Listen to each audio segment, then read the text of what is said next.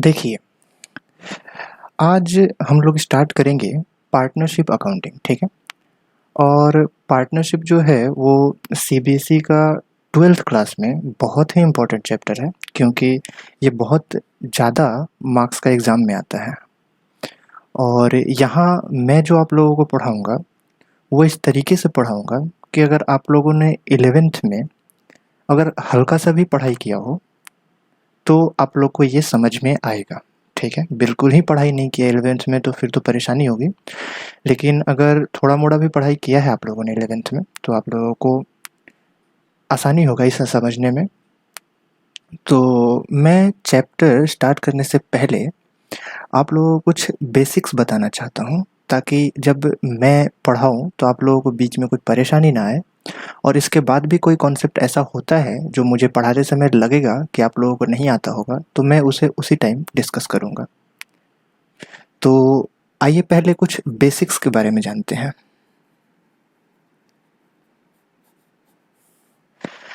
आप लोगों ने 11th में ये ज़रूर पढ़ा होगा कि जब भी कोई ट्रांज़ैक्शन होता है, अगर वो फाइनेंशियल नेचर का है, तो उसे हम लोग सबसे पहले रिकॉर्ड करते हैं। और रिकॉर्ड कहाँ करते हैं? तो जर्नल एंट्री में करते हैं। यानी कि उस ट्रांज़ैक्शन के लिए हम लोग जर्नल एंट्री पास करेंगे, और जर्नल एंट्री पास करने के बाद उसे हम लोग लेज़र में सेंड करते हैं, यानी कि लेज़र में उसे हम लोग ट्रांसफ़र करते हैं। यानी सबसे पहले क्या बनता है? जर्नल एंट्री बनता है, फिर क्या बनता है? लेज़र बनता है। उसके बाद ये जो लेज़र बनता है, उसके जो भी क्लोजिंग बैलेंसेस हैं, जो अगले साल ओपनिंग बैलेंस बनेंगे, उन्हें हम लोग ट्रायल बैलेंस में ट्रांसफ़र करते हैं, यानी उसके बैलेंसेस को सिर्फ लिखते हैं।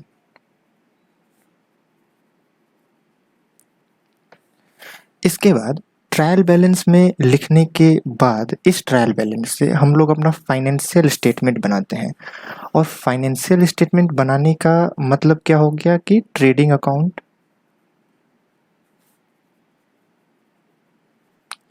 इसके बाद हम लोग बनाते हैं प्रॉफिट एंड लॉस अकाउंट, और इसके बाद हम लोग बनाते हैं बैलेंस शीट, ठीक? बैलेंस शीट बनाते हैं। यानी कि ये जो तीनों है, इसे हम लोग अगर कंबाइन मिला के बोले तो इसे हम लोग बोलेंगे फाइनेंशियल स्टेटमेंट। यानी इन तीनों को क्या कहेंगे हम लोग? फाइनेंशियल स्टेटमेंट बोलेंगे। सबसे पहले जर्नल एंट्री करते हैं, फिर लेज़र करते हैं, फिर ट्रायल बैलेंस बनाते हैं। ट्रायल बैलेंस के बाद हम लोग इसी ट्रायल बैलेंस से trading account, profit and loss account और बैलेंस शीट बनाते हैं। जर्नल एंट्री में मैं कुछ रूल्स बताना चाहता हूँ आप लोगों को। मैं जर्नल एंट्री में आप लोगों को कुछ रूल्स बताना चाहता हूँ, जो कि जर्नल एंट्री बनाते समय आप लोग को बहुत ज़रूरत होगा उसका। यानी कि जब भी मैं किसी जर्नल एंट्री का मेरे को ज़रूरत पड़ेगा, तो मैं चाहता हूँ कि मैं इसी रूल को रेफ़र करूँ। क्या? तो अगर वो पर्सनल है, पर्सनल अकाउंट है, रियल अकाउंट है और नॉमिनल अकाउंट है। आप लोगों ने ये पढ़ा होगा कि पर्सनल अकाउंट है, रियल अकाउंट है और नॉमिनल अकाउंट है। कोई भी ट्रांजैक्शन में हम लोग उसमें से रियल अकाउंट, पर्सनल अकाउंट और नॉमिनल अकाउंट को खोजते हैं। पर्सनल अकाउंट का मतलब होता है किसी भी ऑर्गेनाइजेशन या किसी इंडिविजुअल यानी किसी पर्सन का नाम, उसे हम पर्सनल अकाउंट बोलेंगे। रियल अकाउंट बोलेंगे एसेट्स वगैरह को, जैसे कि कैश, बुक्स, बिल्डिंग, लैंड, ये सब मशीनरी, ये सब क्या है? रियल अकाउंट है। और नॉमिनल अकाउंट में loss, gain, profit, expenses, income, ये सब चीज़ नॉमिनल अकाउंट में आ जाएगा। तो नॉमिनल अकाउंट में के बाद हम लोग आते हैं, पहले पर्सनल अकाउंट का रूल बता देते हैं। पर्सनल अकाउंट अगर कोई इंसान है, यानी कि कोई पर्सन है, राम, श्याम, मोहन, या कोई ऑर्गेनाइजेशन है जैसे कि बैंक, फिर से आपका RBI, reserve bank of India, फिर से आपका किराना स्टेशनरी स्टोर, या कोई नाम होगा कोई भी दुकान का, या फिर से बोले अगर कोई इलेक्ट्रिक शॉप का दुकान का नाम है, वो सब क्या होगा कि वो सब पर्सनल अकाउंट हो जाएगा। तो उसमें अगर या तो वो गिवर होगा और या तो वो रिसीवर होगा, और अगर वो गिवर है यानी कि दे रहा है तो उसे हम क्या बोलेंगे, क्रेडिट करेंगे, और अगर वो रिसीवर है तो उसे हम डेबिट करेंगे। रियल अकाउंट में क्या करेंगे कि अगर वो कम्स इन हो रहा है या तो वो गोज आउट होगा। कम्स इन और गोज आउट, कम्स इन होगा तो उसे हम डेबिट करेंगे और गोज आउट होगा तो उसे हम क्रेडिट करेंगे। इसमें बात करें अगर इनकम होगा या गेन होगा तो उसे हम क्या करेंगे, क्रेडिट करेंगे, और अगर लॉस या एक्सपेंसेस है तो उसे हम क्या करेंगे, डेबिट करेंगे। ये रूल होता है। एक और रूल होता है कि अगर मुझे एसेट्स को इंक्रीज करना है तो हम क्या करेंगे, डेबिट करेंगे, और अगर डिक्रीज करना है तो हम क्या करेंगे, क्रेडिट करेंगे। अगर हम लाइबिलिटीज़ की बात करें तो अगर मुझे लाइबिलिटीज़ को इंक्रीज करना है तो मुझे क्रेडिट करना होगा, और अगर लाइबिलिटी को डिक्रीज करना है तो उसे हमें डेबिट करना होगा। ठीक, ये सब कुछ रूल्स है जो मैं आगे चल के आपको रेफर करूंगा। अब उसके बाद जैसे अगर मैं एक जर्नल एंट्री करूं तो अगर मैं बोलूं कि बिल्डिंग खरीद रहे हैं,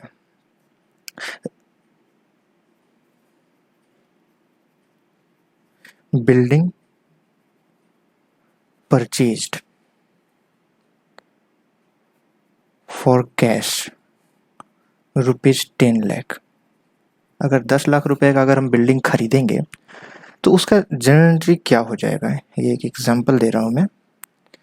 तो हमारे पास पहले देखेंगे कि बिल्डिंग क्या है, रियल अकाउंट, पर्सनल अकाउंट या नॉमिनल अकाउंट। तो बिल्डिंग हमारा रियल अकाउंट है, वो एसेट्स है। तो ये क्या हो रहा है, परचेज करने से कम्स इन होगा, हमारे बिजनेस में आ जाएगा, तो हम क्या करेंगे, बिल्डिंग को डेबिट करेंगे, बिल्डिंग अकाउंट डेबिट 10 लाख रुपए। और अगर आगे देखें तो हम कैश हमारे पास से चला जाएगा, क्योंकि बिल्डिंग हम कैश देकर खरीदे हैं, तो कैश हमारे पास से चला जाएगा। रियल अकाउंट गोज आउट हो रहा है तो उसे हम क्या कर देंगे, क्रेडिट कर देंगे टू कैश अकाउंट, कितना, 10 लाख रुपए। और यहाँ आगे में नरेशन लिख देंगे।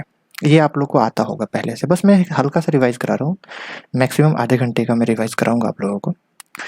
तो ये हो गया building account debit to cash account. अगर मुझे इस रूल से बनाना होगा, ये रूल 2 है और ये जो रूल मैंने लिखवाया है वो रूल 1 है। तो जो रूल 2 के अगर अकॉर्डिंग हम लोग ये जर्नल एंट्री करें तो बिल्डिंग क्या है, एसेट्स है, और खरीदने की वजह से हमारा एसेट जो है वो बढ़ जाएगा। यानी कि अगर एसेट को हमें बढ़ाना है तो उसे डेबिट करना पड़ेगा, इसीलिए बिल्डिंग को मैंने डेबिट कर दिया है। और कैश हमारे पास से चला जाएगा, इसकी कैश जाने से हमारा एसेट जो होगा वो डिक्रीज कर जाएगा, यानी एसेट्स घट जाएगा, तो उसे क्रेडिट करेंगे, यानी कि टू कैश अकाउंट लिखेंगे।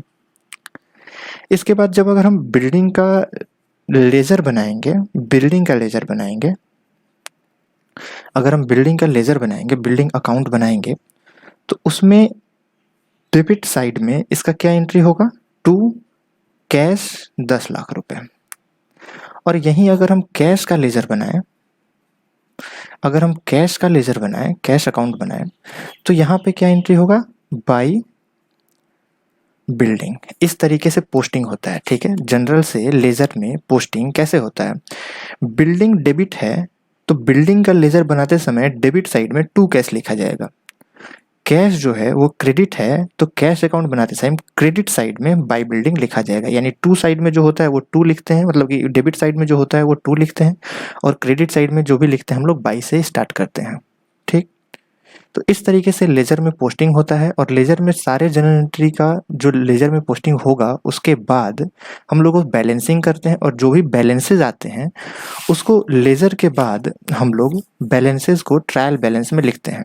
ट्रायल बैलेंस कैसे बनता है, ट्रायल बैलेंस बनता है, एक पार्टिकुलर का होता है कॉलम, और एक होता है डेबिट साइड का कॉलम, एक होता है क्रेडिट साइड का कॉलम, यही होता है। उसमें हम लोग जो भी जैसे कि कैश लिखना रहेगा तो कैश का देखेंगे डेबिट बैलेंस आया हुआ है, क्रेडिटर लिखा रहेगा क्रेडिटर का क्रेडिट बैलेंस आया हुआ है तो क्रेडिट साइड वाले कॉलम में लिखेंगे यानी क्रेडिट अमाउंट में लिखेंगे। अगर परचेजेज है तो डेबिट साइड होगा, सेल्स है तो क्रेडिट साइड होगा, अगर डेटर है तो डेबिट साइड होगा, बिल्डिंग है तो डेबिट साइड होगा। इस तरीके से हम लोग टोटल बैलेंसेस देखेंगे और यहाँ पे हमारा ट्रायल बैलेंस बराबर आ जाता है। ठीक है, इसके बाद हम लोग इसी ट्रायल बैलेंस से ट्रेडिंग अकाउंट बनाते हैं। ट्रेडिंग अकाउंट कैसे बनता है देखिए,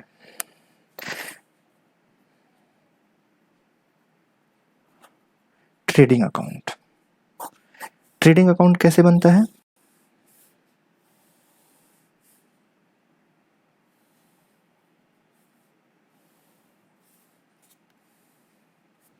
यहां हम लोग लिखते हैं पार्टिकुलर्स, यहां लिखते हैं अमाउंट, यहां लिखते हैं पार्टिकुलर्स, यहां लिखते हैं अमाउंट।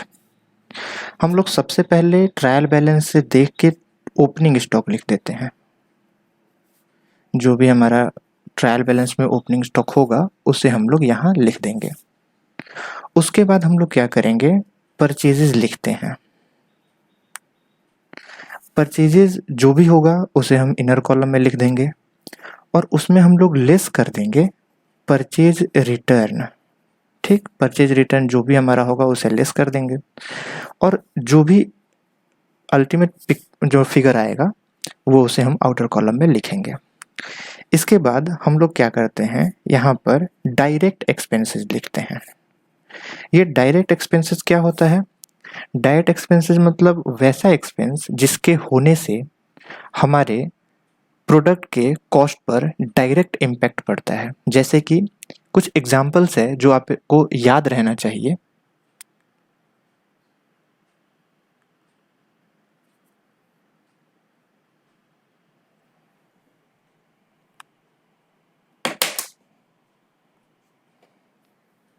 एक मिनट रुक जाइएगा जरा।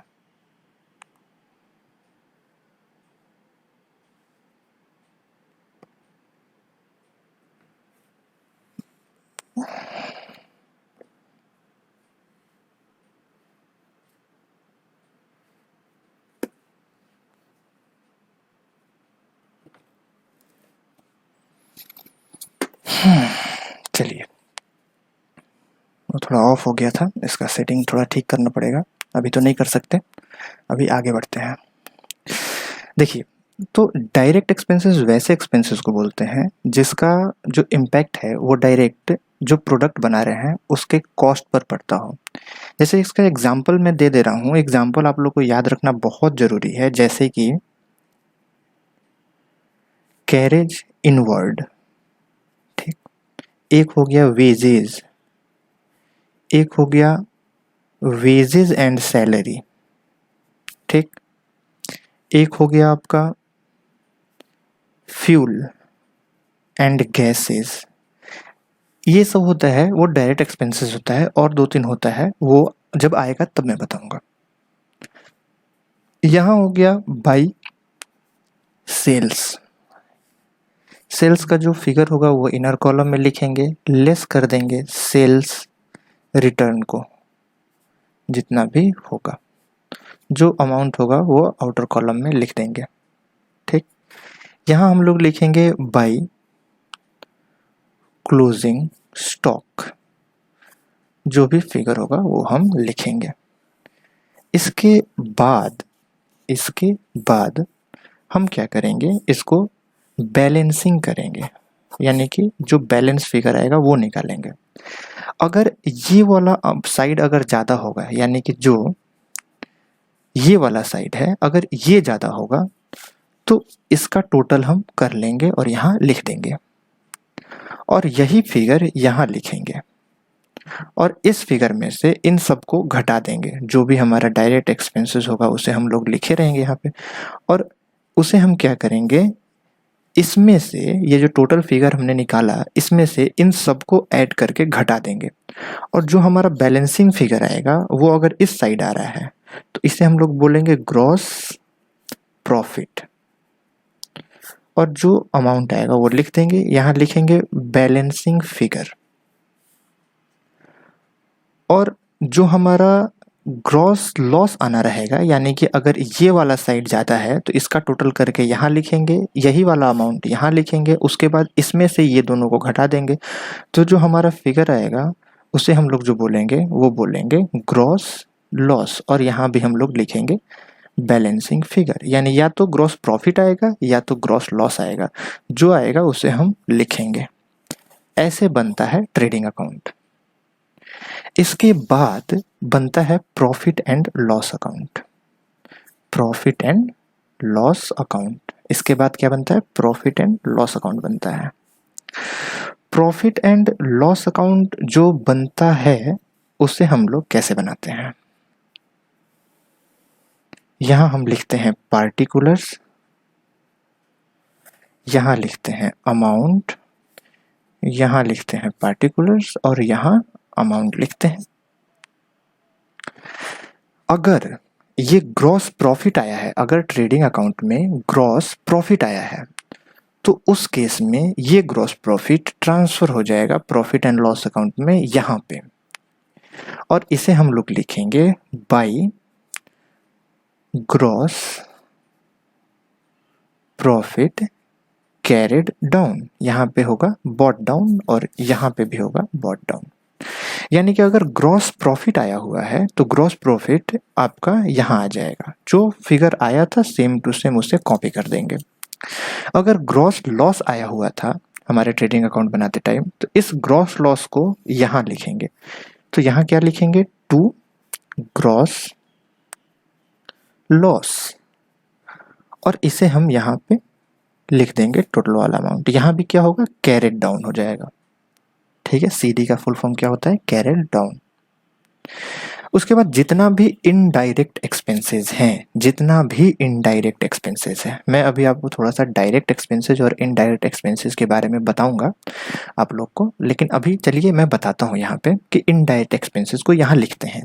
तो हम लोग जो प्रॉफिट एंड लॉस अकाउंट बनाते हैं तो यहाँ पे सारा इनडायरेक्ट एक्सपेंसेस को यहाँ हम लोग लिखते हैं, और यहाँ पर हम लोग सारे इनडायरेक्ट इनकम को लिखते हैं। इनडायरेक्ट इनकम को लिखते हैं। इनडायरेक्ट एक्सपेंसेस में क्या हो जाएगा? सैलरी हो जाएगा,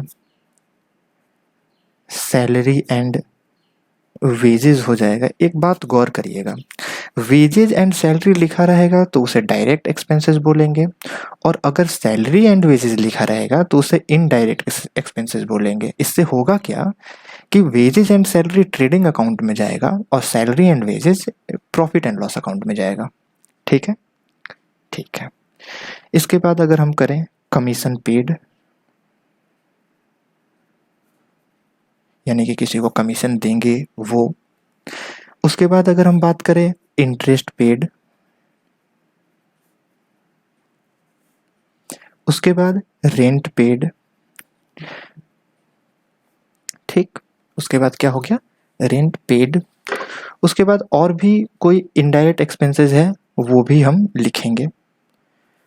सबको आउटर कॉलम में लिखने के बाद, सबको आउटर कॉलम में लिखने के बाद हम इनडायरेक्ट इनकम लिखेंगे। इनडायरेक्ट इनकम क्या हो सकता है? Rent received. इसके बाद क्या हो सकता है? Commission received. इसके बाद क्या हो सकता है? Interest received. Interest received. इसके बाद कोई और अगर इनकम लगे तो वो भी लिखेंगे, और इसको भी हम लोग सारे अमाउंट को आउटर कॉलम में लिखते जाएंगे। उसके बाद हम लोग बैलेंसिंग करेंगे। जिस तरीके से ये ग्रॉस प्रॉफिट और ग्रॉस लॉस निकाले थे, जिस तरीके से ये ग्रॉस प्रॉफिट और ये ग्रॉस लॉस निकाले थे, उसी तरीके से अब हम क्या करेंगे कि यहाँ पर हम लोग नेट प्रॉफिट निकालेंगे। अगर इस साइड बैलेंसिंग फिगर आ गया तो हम लोग नेट प्रॉफिट यहाँ लिखेंगे। जो भी अमाउंट आएगा वो क्या होगा? बैलेंसिंग फिगर होगा, क्योंकि बैलेंसिंग करने पे ही ये फिगर आ रहा है तो बैलेंसिंग फिगर हो जाएगा। और यहाँ पर बाई नेट लॉस लिखेंगे। ये भी हमारा बैलेंसिंग फिगर ही जो रहेगा वही आएगा। ठीक, टोटल इसका यहाँ लग जाएगा।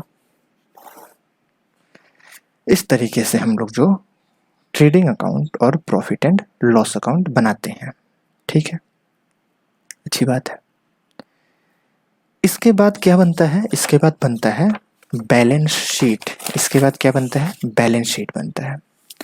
बैलेंस शीट कैसे बनाते हैं?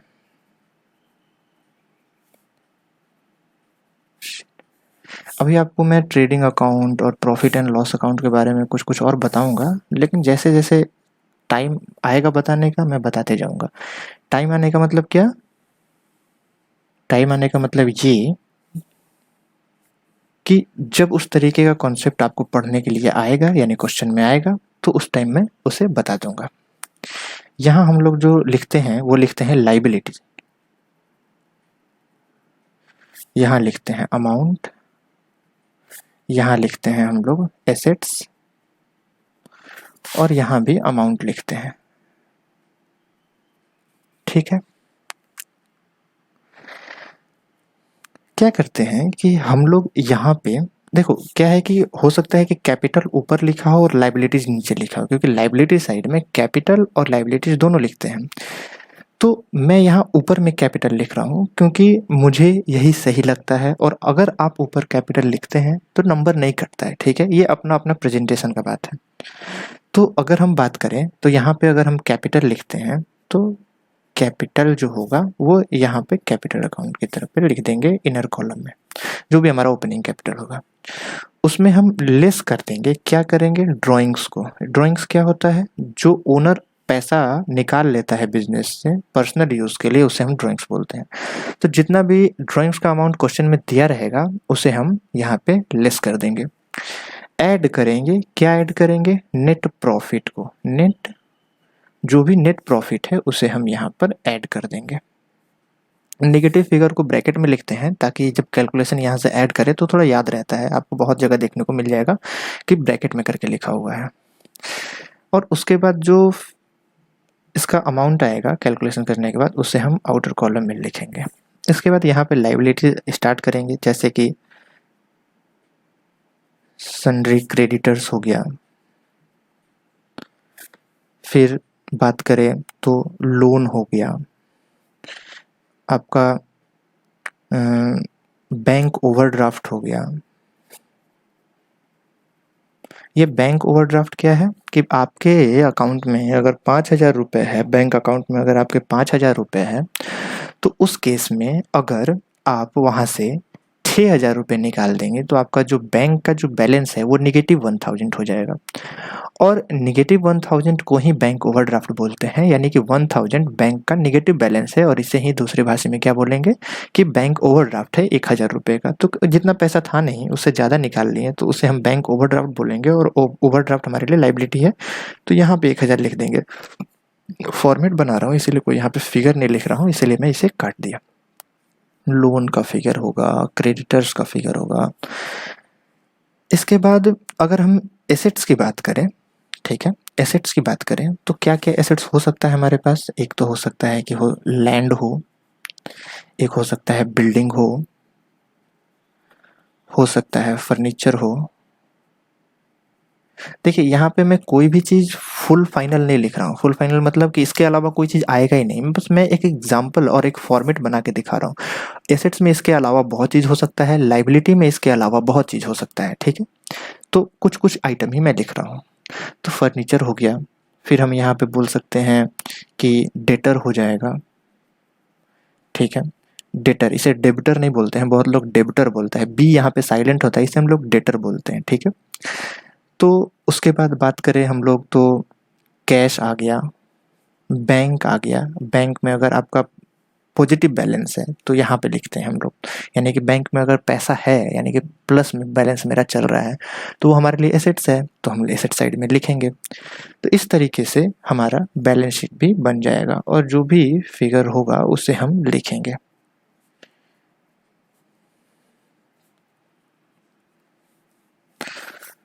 इसका टोटल लगाएंगे और हमारा बैलेंस शीट बन के तैयार हो जाएगा। अब मैं कुछ कुछ बात बताने वाला हूँ, ठीक है। इसको मैं दूसरे पेन से लिखूंगा, ठीक है ना। इसे मैं दूसरे पेन से लिखूंगा। देखिए, ट्रेडिंग अकाउंट और प्रॉफिट एंड लॉस अकाउंट के बारे में मुझे कुछ बताना है। क्या बताना है, देखते रहिए। Trading account, profit and loss account. ये जो ट्रेडिंग अकाउंट और प्रॉफिट एंड लॉस अकाउंट होता है वो एक पीरियड के लिए बनता है। सर पीरियड बोलने का मतलब क्या है? यानी कि एक टाइम पीरियड के लिए बनेगा, जैसे 1 फाइनेंशियल ईयर, यानी कि किसी एक दिन नहीं, किसी एक दिन के ट्रांजैक्शन का ये मतलब किसी एक पर्टिकुलर टाइम, जैसे कि टाइम मतलब क्या कि एक दिन, जैसे मैं बोलूँ 1 अप्रैल 2001, ये एक टाइम है। सिर्फ इसी दिन का ट्रेडिंग अकाउंट और प्रॉफिट एंड लॉस अकाउंट नहीं बनता है। ट्रेडिंग अकाउंट एक पीरियड का बनता है, और पीरियड का मतलब होता है कुछ टाइम पीरियड, यहाँ से लेकर यहाँ तक। जैसे मैं एक एग्जांपल देता हूँ, 1 अप्रैल 2000 से लेकर 31 मार्च 2001, ये एक टाइम पीरियड हो गया। तो इस तरीके से जो ट्रेडिंग और प्रॉफिट एंड लॉस अकाउंट बनता है वो टाइम पीरियड पे बनता है।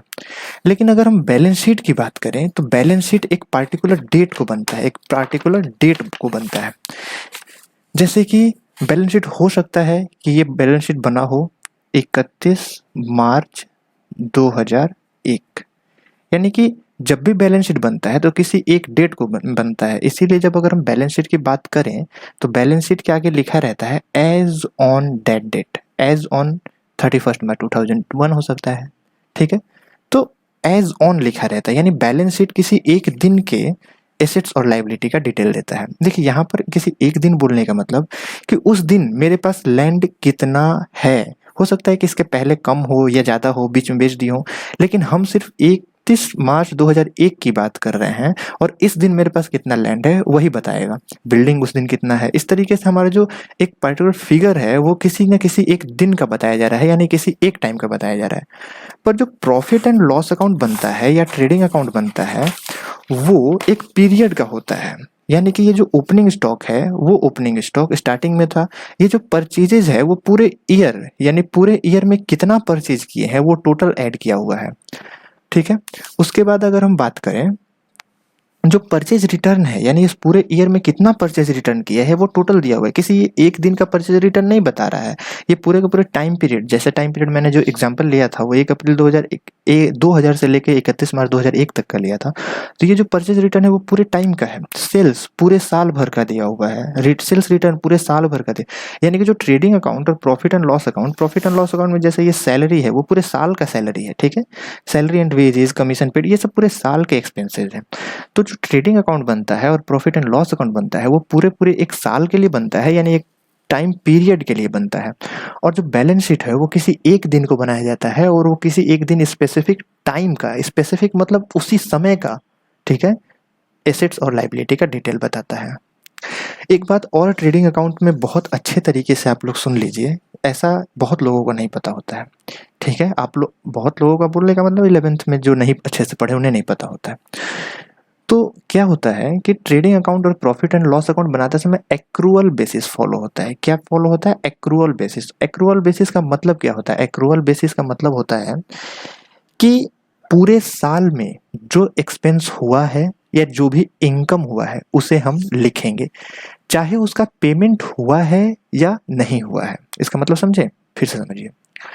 यानी कि अगर साल भर का रेंट 24,000 रुपये है और हमने सिर्फ रेंट 22,000 ही रुपये पे किया है, तो उस केस में हम प्रॉफिट एंड लॉस अकाउंट में पूरा का पूरा 24,000 रुपये लिखेंगे, और 2,000 रुपये जो हमने नहीं पे किया है वो हमारा लाइबिलिटी बन जाएगा, जो कि बैलेंस शीट में चला जाएगा। यानी कि प्रॉफिट एंड लॉस अकाउंट में चाहे रेंट या कोई भी एक्सपेंस या कोई भी इनकम पे किए हैं या नहीं किए हैं उससे कोई फर्क नहीं पड़ता है। प्रॉफिट एंड लॉस अकाउंट में पूरा का पूरे साल का जो इनकम है और एक्सपेंस है वही जाएगा, ठीक है। तो ये सब चीज़ कुछ बताना था मेरे को, जो कि मैंने कंप्लीट कर दिया। मैंने बोला था कि आधे घंटे में आपको बेसिक्स बताऊंगा, जैसा मैं देख पा रहा हूँ कि आधा घंटा हुआ भी है, तो अच्छी बात है, मैंने कुछ बेसिक्स बता दिया जिससे मैं अपना पार्टनरशिप स्टार्ट कर सकता हूँ, ठीक है। अब आते हैं हम अपने पार्टनरशिप के चैप्टर पे। पार्टनरशिप के चैप्टर पे अब आते हैं हम लोग।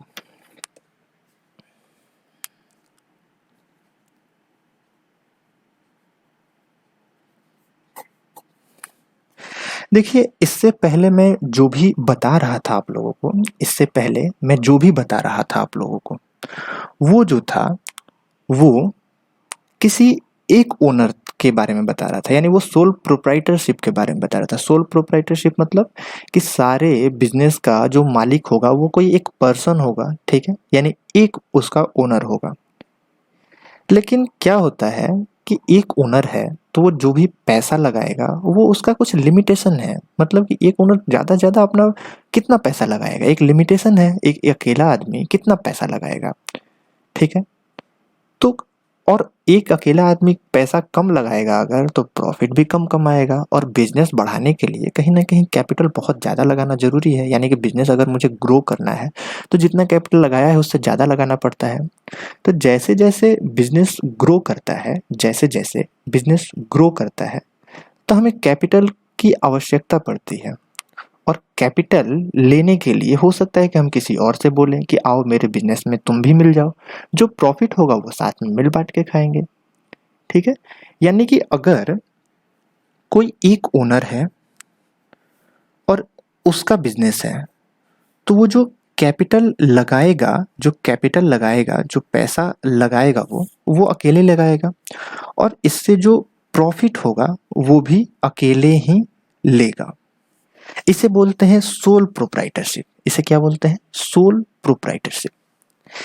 लेकिन अगर किसी बिजनेस में जो ओनर हैं वो एक से ज़्यादा हो जाए, हो सकता है 2 हो सकता है 3 हो, 4, 5, 6, वो कितना भी हो सकते हैं, मैक्सिमम 50। पार्टनरशिप में मैक्सिमम पार्टनर कितना हो सकते हैं? 50 पार्टनर हो सकते हैं, ठीक है।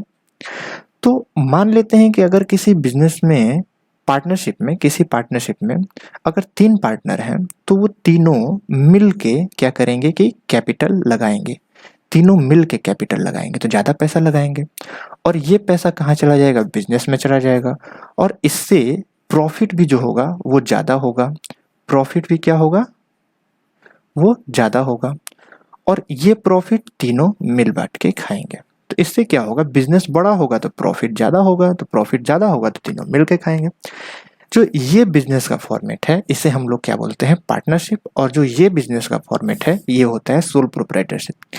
इसके बारे में हम लोगों ने 11th में बहुत डिटेल में पढ़ा है, और यहाँ हमें 12th में ये पढ़ने को दिया गया है, ठीक है। तो आइए अब देखते हैं, थोड़ा बुक भी देखना जरूरी है, ठीक है। तो बुक देखते हैं। बुक में कह रहा है, आप लोग थोड़ा खुद से पढ़िएगा, ठीक है। मुझे थोड़ा जो इम्पोर्टेंट है, क्योंकि मैं ज़्यादातर फोकस क्या करूँगा? प्रैक्टिकल क्वेश्चन ही फोकस करूँगा, ठीक है। तो मुझे जहाँ प्रैक्टिकल क्वेश्चन में जिस कॉन्सेप्ट की ज़रूरत है मैं वही उठाऊँगा। कुछ कुछ है, पार्टनरशिप जो है वो कौन से लॉ के अकॉर्डिंग चलता है? पार्टनरशिप एक्ट 1932 जो लॉ है उसी के अकॉर्डिंग चलता है। पार्टनरशिप में क्या होता है कि 2 और 2 पार्टनर मिलके, 2 या 2 से ज़्यादा पार्टनर मिलके क्या करते हैं कि एक एग्रीमेंट बनाते हैं। देखिए यहाँ पर लिखा है कि एसेंशियल एलिमेंट्स ऑफ और कैरेक्टरिस्टिक्स ऑफ पार्टनरशिप। तो पार्टनरशिप के कौन कौन से कैरेक्टरिस्टिक्स हो सकते हैं? ये थोड़ा स्कैन करने में थोड़ा धुंधला आ गया है, आप लोग अपना बुक भी देख सकते हैं, और नहीं है तो मैं यहाँ दिखा ही रहा हूँ। 2 या 2 से ज़्यादा पार्टनर होंगे, ये तो ज़रूरी है। अगर एक पार्टनर है तो वो तो सोल प्रोप्राइटर हो जाएगा, वो तो पार्टनरशिप रहेगा ही नहीं। उन दोनों के बीच में एक एग्रीमेंट होना चाहिए। किस तरीके का एग्रीमेंट? कि किस तरीके से हम लोग अपना प्रॉफिट बांटेंगे, किस तरीके से हम लोग कैपिटल इंट्रोड्यूस करेंगे, यानी कितना कितना कैपिटल लगाएंगे, क्या बिजनेस करेंगे, ये सब एग्रीमेंट में लिखा जाएगा और दोनों उस पर साइन करेंगे। एग्रीमेंट हो सकता है कि ओरल हो, यानी कि मुंहजबानी हो, कोई बोल दिया, और हो सकता है कि रिटन हो, लेकिन नॉर्मली वो रिटन ही होता है, ठीक है। क्योंकि ओरल का कोई भरोसा नहीं ना, वो बोल के चला जाए उसके बाद बोले नहीं बोला हूँ, तो कोई रिकॉर्ड नहीं मेंटेन हो पाता है, इसीलिए रिटन ही ज़्यादातर होता है। लेकिन ऐसा नहीं है कि ओरल का कोई मतलब नहीं है, अगर प्रूफ हो जाए तो ओरल भी बाइंडिंग हो जाएगा, मतलब ओरल पे भी उसे मानना पड़ेगा। तो प्रूफ होगा नहीं होगा ये सब हमें नहीं पढ़ना है, ठीक है। हमें सिर्फ अकाउंटिंग करना है, और अकाउंटिंग कैसे होगा वो देखेंगे। कह रहा है कि बिजनेस एग्जिस्टेंस होना चाहिए, यानी बिजनेस होना चाहिए, और वो बिजनेस प्रॉफिट मोटिव के लिए होना चाहिए। अच्छा, एक बात बताइए, कोई ऐसा बिजनेस जिसका प्रॉफिट मोटिव नहीं है उसे क्या बोलेंगे? Not for profit organisation. NPO जो आपका फर्स्ट चैप्टर है उसको पढ़ाएंगे, आगे पढ़ाएंगे, कोई दिक्कत नहीं है, ठीक है, उसे भी पढ़ाएंगे। तो बिजनेस है और साथ साथ एक प्रॉफिट मोटिव यानी कि प्रॉफिट का उद्देश्य होना चाहिए, ठीक है, हमारा सोच प्रॉफिट का होना चाहिए कि हमें प्रॉफिट कमाना है। प्रॉफिट हो या ना हो वो अलग बात है, ठीक है। शेयरिंग ऑफ प्रॉफिट बांटना होगा, क्योंकि जितने पार्टनर है वो भाई कैपिटल लगा रहे हैं तो वो प्रॉफिट में भी हिस्सा लेंगे। Relationship of principal and agent, यानी कि जो रिलेशनशिप होगा वो प्रिंसिपल और एजेंट दोनों का होगा, यानी कि जो पार्टनर हैं वो एजेंट की तरह भी काम करेंगे और प्रिंसिपल की तरह भी काम करेंगे। प्रिंसिपल बोलने का मतलब मालिक, और एजेंट बोलने का मतलब जैसे कि कोई एम्प्लॉय है, यानी कि पार्टनर ही तो काम करेंगे ना पार्टनरशिप फर्म में। पार्टनरशिप फर्म बोलने का मतलब सुनिए क्या होता है। देखिए, जैसे हम लोग पढ़ रहे थे, जैसा आप लोगों को पता भी होगा कि जो ओनर होता है और जो बिजनेस होता है वो दोनों सेपरेट होते हैं, यानी उन दोनों का अलग अलग आइडेंटिटी होता है। ओनर और बिजनेस एक नहीं होता है, ठीक है। ओनर अलग पर्सन हो जाता है और बिजनेस एक अलग आइडेंटिटी हो जाता है, वो सोल प्रोप्राइटरशिप में होता है। लेकिन अगर पार्टनरशिप की बात करें तो वो जो पार्टनर हैं वो उनका कोई अलग एग्जिस्टेंस नहीं होता है। पार्टनरशिप, जो पार्टनर्स हैं उन्हीं को कलेक्टिवली मतलब मिला के पार्टनरशिप फर्म बोला जाता है, ठीक है। तो यहाँ अगर हम बात करें तो business carried on by all or any of them acting for all, यानी बिजनेस जो भी होगा हो सकता है कि वो लोग सब मिलके चलाएं या उनके बदले में कोई एक पार्टनर चलाए। देखिए, मैं जो बात कर रहा था वो यहाँ लिखा हुआ है, नो सेपरेट एग्जिस्टेंस, यानी पार्टनरशिप जो फॉर्म है उसका कोई अलग से अस्तित्व नहीं होता है। जो उसके मेंबर हैं या जो पार्टनर हैं उन्हीं को कलेक्टिवली मिला के पार्टनरशिप फॉर्म बोला जाता है। इसका बोलने का मतलब ये है कि कोई भी अगर लाइबिलिटी क्रिएट होता है बिजनेस में, यानी पार्टनरशिप फॉर्म में अगर कोई भी लाइबिलिटी क्रिएट होता है तो उसके लिए सोनली कौन रिस्पॉन्सिबल है? पार्टनर से रिस्पॉन्सिबल है, यानी कि पार्टनर और बिजनेस जो है वो अलग अलग नहीं है। जो बिजनेस का लाइबिलिटी है वही पार्टनर का भी लाइबिलिटी है, और जो बिजनेस का जो एसेट्स है वो बिजनेस के नाम पे नहीं होगा, वो पार्टनर के नाम पे होगा, ठीक है। तो पार्टनर और बिजनेस दोनों अलग अलग नहीं माना जाएगा। आगे बढ़ते हैं। राइट ऑफ पार्टनर, पार्टनर के क्या क्या राइट्स होते हैं? प्रॉफिट और लॉस में शेयर ले लेगा, ठीक है। वो बिजनेस में जो भी काम हो रहा है उसमें हिस्सा मतलब कि पार्ट लेने का वो उसका राइट है। वो चाहे तो बिजनेस में जाके काम कर सकता है, वो बोलेगा कि नहीं नहीं मैं भी बिजनेस चलाऊंगा, आ सकता है वो, या तो वो बोलेगा कि नहीं नहीं मैं मुझसे नहीं चल पाएगा, आप लोग चलाइए। वो उसका मर्जी है, वो राइट है, उसका हक है, चाहे तो ले चाहे न ले। Every partner is right to consult in the matter of partnership business, यानी पार्टनरशिप बिजनेस के में क्या चल रहा है उनसे रिलेटेड चीज के बारे में वो कंसल्ट कर सकता है, पूछताछ कर सकता है।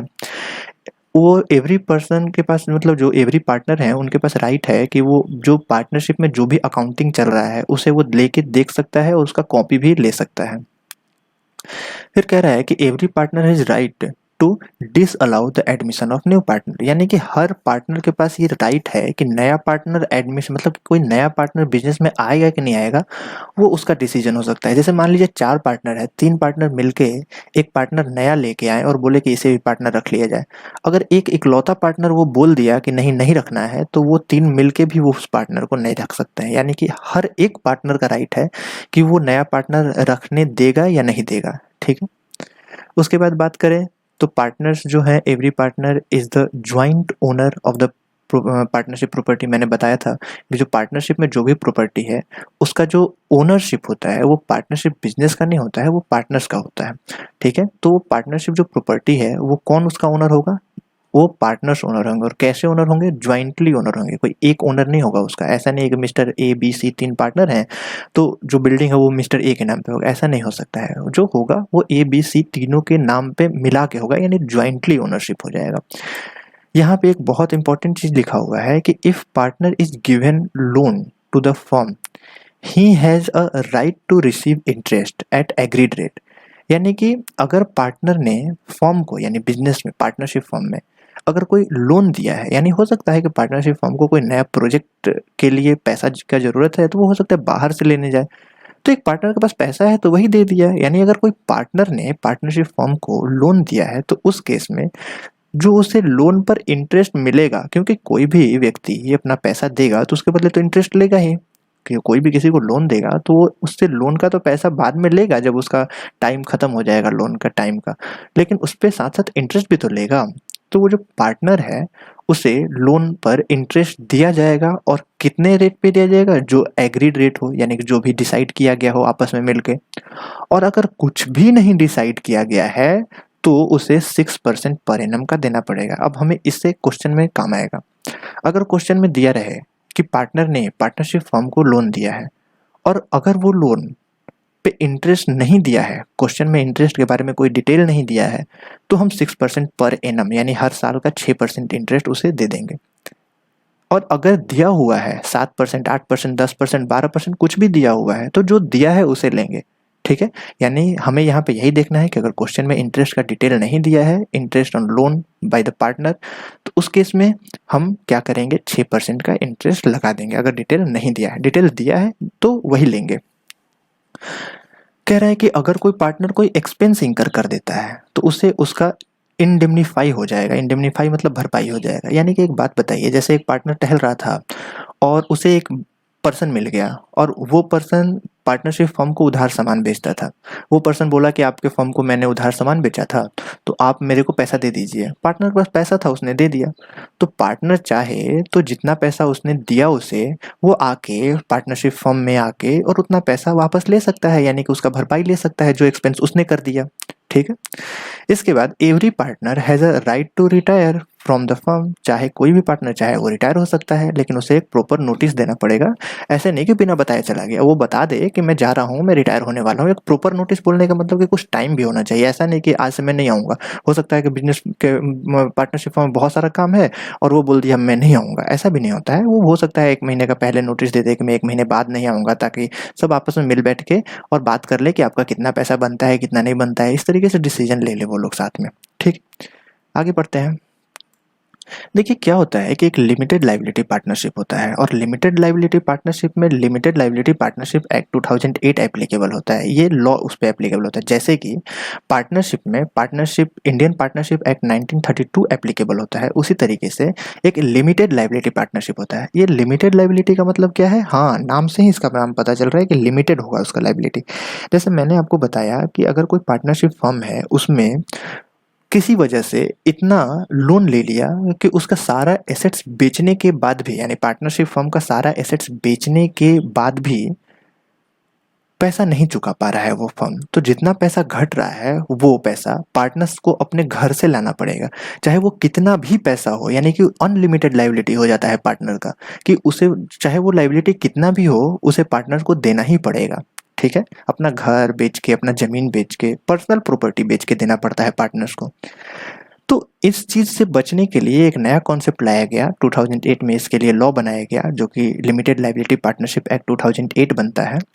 इसमें जो लायबिलिटी होगा वो लिमिटेड होगा। यानी कि अगर मान लो 3 पार्टनर हैं ए बी सी, अगर तीनों पार्टनर ने अपना अपना पैसा लगाया 10-10 लाख रुपए, तो इन पार्टनर्स का जो लायबिलिटी है वो सिर्फ 10 लाख रुपए का ही है। यानी डूबेगा तो जो पैसा लगाए हैं बिजनेस में सिर्फ वही डूबेगा। अगर इससे ज़्यादा पैसा अगर घट रहा है, जैसे कि हो सकता है कि उसमें भी कोई लोन वगैरह ऐसा लिए हैं जिसको हम पे नहीं कर पा रहे हैं, तो ज़्यादा से ज़्यादा तो उनका 10 लाख रुपए डूबेगा। उन्हें घर से अपना घर का प्रॉपर्टी बेच के, यानी अपना पर्सनल प्रॉपर्टी बेच के उसे चुकाने की ज़रूरत नहीं होगी। ठीक है, उसे बोलेंगे लिमिटेड लायबिलिटी पार्टनरशिप। आप इसके बारे में थोड़ा डिटेल पढ़िएगा। यहाँ लिखा हुआ है पार्टनरशिप और एलएलपी के बीच में डिफरेंस, कौन सा एक्ट एप्लीकेबल होता है मैंने बता दिया। रजिस्ट्रेशन यहाँ पार्टनरशिप में ऑप्शनल होता है। रजिस्ट्रेशन मतलब क्या होता है कि जाके उसका जो पार्टनरशिप का जो दफ्तर है उसमें जाके, पार्टनरशिप का दफ्तर मतलब जैसे आरओसी। देखिए क्या होता है कि एलएलपी के लिए और कंपनीज के लिए रजिस्ट्रेशन कराने के लिए एक ऑफिस बनाया जाता है। ये ऑफिस सरकारी ऑफिस होता है जिसमें जाके लिखाना पड़ता है कि मैंने एक एलएलपी खोला है या मैंने एक कंपनी खोला है। तो उसे बोलते हैं रजिस्ट्रार ऑफ कंपनी, आरओसी के नाम से उसे जानते हैं। तो एलएलपी के केस में आरओसी के पास जाके रजिस्ट्रेशन कराना जरूरी है, लेकिन पार्टनरशिप के केस में ऐसा कोई जरूरी नहीं होता है। पार्टनरशिप एक नॉर्मली एग्रीमेंट से बन जाता है कि मतलब आओ हम और तुम पार्टनरशिप करते हैं, कोई भी रजिस्ट्रेशन वगैरह का जरूरत नहीं होता है। एक एग्रीमेंट हुआ, हम लोग बना लिए अपना अपना पार्टनरशिप। लेकिन एलएलपी के केस में सिर्फ एग्रीमेंट से काम नहीं चलेगा, आपको कंपल्सरी रजिस्ट्रेशन कराना पड़ेगा, यानी उसमें बीच में लॉ भी आ जाएगा, यानी क्रिएटेड बाय लॉ होता है। बॉडी कॉर्पोरेट, ये एक बॉडी कॉर्पोरेट नहीं है, ठीक है, और ये एक बॉडी कॉर्पोरेट है। बॉडी कॉर्पोरेट मतलब एक अलग एग्जिस्टेंस रखता है। सेपरेट लीगल एंटिटी भी वही बोल रहा है कि इसका कोई सेपरेट लीगल एंटिटी नहीं होता है, पार्टनरशिप में कोई सेपरेट लीगल एंटिटी नहीं होता है। मैंने 2-3 बार बताया आप लोगों को कि पार्टनर्स को ही मिला के पार्टनरशिप फर्म बनता है, तो पार्टनर्स और पार्टनरशिप फर्म अलग नहीं होते हैं, इसीलिए यहाँ पे सेपरेट लीगल एंटिटी नहीं है, और यहाँ पे सेपरेट लीगल एंटिटी है। परपेचुअल सक्सेशन का मतलब होता है कि पार्टनर या ओनर रहे या ना रहे, बिजनेस चलते रहेगा। तो पार्टनरशिप में अगर एक भी पार्टनर डेथ कर जाता है तो वहीं पर पार्टनरशिप खत्म हो जाता है, यानी पार्टनरशिप अब वो रह नहीं जाता है। अगर 4 पार्टनर है, अगर एक पार्टनर मर गया तो ऐसा नहीं है कि 3 पार्टनर मिलकर बिजनेस चला देंगे बिना किसी आगे बातचीत के। अगर आगे वो लोग डिसाइड किए कि चलो अब हम लोग 3 ही लोग मिलके बिजनेस चलाएंगे, उसके बाद वो एक नया पार्टनरशिप बनाना पड़ेगा, वही वाला पार्टनरशिप नहीं रह जाएगा, यानी कि वो पार्टनरशिप खत्म हो जाएगा किसी भी पार्टनर के डेथ के साथ। लेकिन एलएलपी के केस में ऐसा नहीं होता है। एलएलपी के केस में पार्टनर्स हो सकता है कि मर जाए, लेकिन फिर भी वो बिजनेस चलता रहेगा, क्योंकि एक इसका एक अलग एंटिटी बन गया है, एक अलग सेपरेट लीगल एंटिटी हो गया इसका।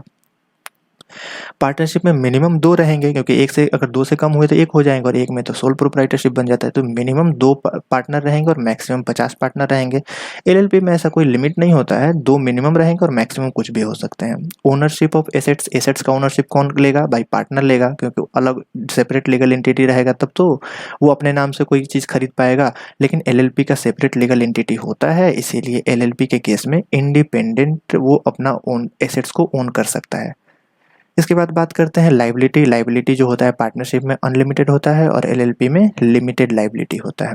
पार्टनरशिप डीड क्या होता है? पार्टनर्स जो मिलके आपस में एग्रीमेंट करते हैं, उसको एक जो पेपर पे लिखते हैं उसी को पार्टनरशिप डीड बोलते हैं। पार्टनरशिप डीड में ये चीज़ डिटेल होता है, आप लोग इसके बारे में पढ़िएगा। जो नहीं आएगा उसे मैं आगे डिस्कस करते जाऊँगा, क्योंकि ये सब सारा जो टर्म है वो मुझे क्वेश्चन बनाते समय मिलेगा, ठीक है।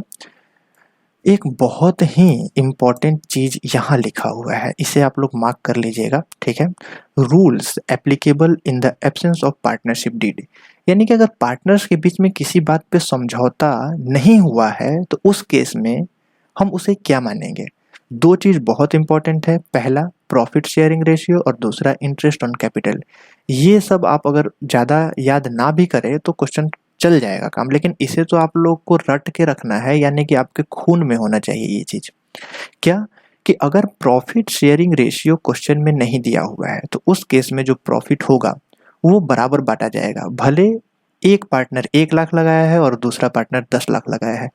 कैपिटल को देखेंगे ही नहीं। ऐसा आपको लग सकता है कि अरे एक पार्टनर तो सिर्फ 1 लाख लगाया है और दूसरा पार्टनर तो 10 लाख लगाया है, तो प्रॉफिट हम बराबर क्यों देंगे, ऐसे नहीं करेंगे, वैसे नहीं करेंगे। नहीं, अगर आपको क्वेश्चन में क्लियर नहीं बोला है कि प्रॉफिट किस तरीके से बांटा जाएगा तो आपको उसका जो प्रॉफिट है वो बराबर ही बांटना पड़ेगा।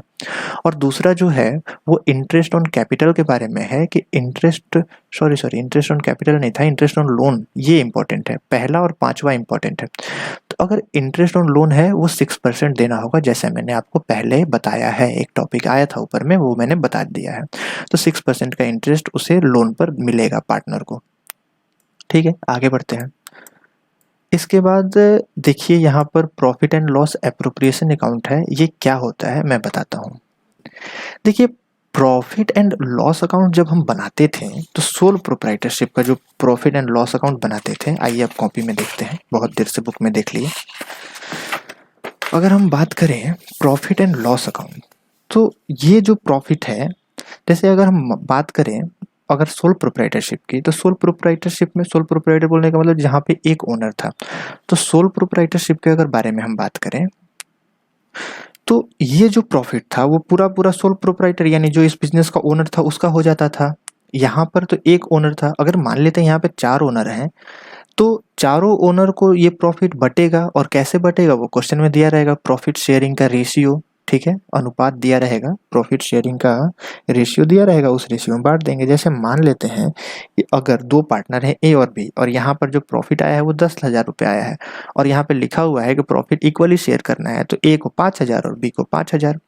ये जो बाँटने का काम है, जो एप्रोप्रिएशन का काम है, वो हम लोग इसके लिए एक अलग अकाउंट बनाएँगे। यहाँ तक तो सेम करेंगे, ठीक है? यहाँ तक कोई डिफरेंस नहीं होगा पार्टनरशिप के अकाउंटिंग में।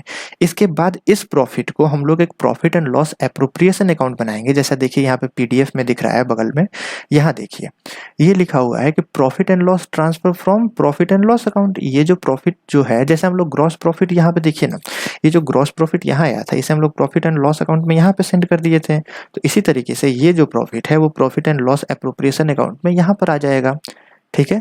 और यहाँ आने के बाद इसके बाद जो भी पार्टनर्स को प्रॉफिट देना होगा, जैसे देखिए प्रॉफिट ए को कितना मिलेगा वो यहाँ लिखेंगे, बी को कहाँ कितना मिलेगा वो यहाँ लिखेंगे। और पार्टनर्स को चाहे किसी भी नाम से कोई भी पेमेंट करे, पार्टनर को किसी भी नाम से कोई भी पेमेंट करे, वो सब हम लोग कहाँ करेंगे? Profit and loss appropriation account, profit and loss appropriation account में ही करेंगे। तो बात आप लोग को याद रखना है, पार्टनर्स को किसी भी तरीके का पेमेंट होगा, चाहे वो सैलरी दे रहे हैं या कमीशन दे रहे हैं, किसी भी तरीके का अगर जब हम उसको पेमेंट कर रहे हैं, वो हम कहाँ करेंगे? सिर्फ और सिर्फ profit and loss appropriation account में करेंगे। अगर आपको नोट लिखना है तो आप नोट लिख लीजिए, ठीक है? कि profit and loss appropriation account में क्या लिखेंगे? जो पार्टनर्स को पेमेंट करेंगे, पार्टनर्स को किसी भी तरीके का पेमेंट कर सकते हैं, सैलरी, कमीशन, इंटरेस्ट, ठीक है? किसी भी तरीके का।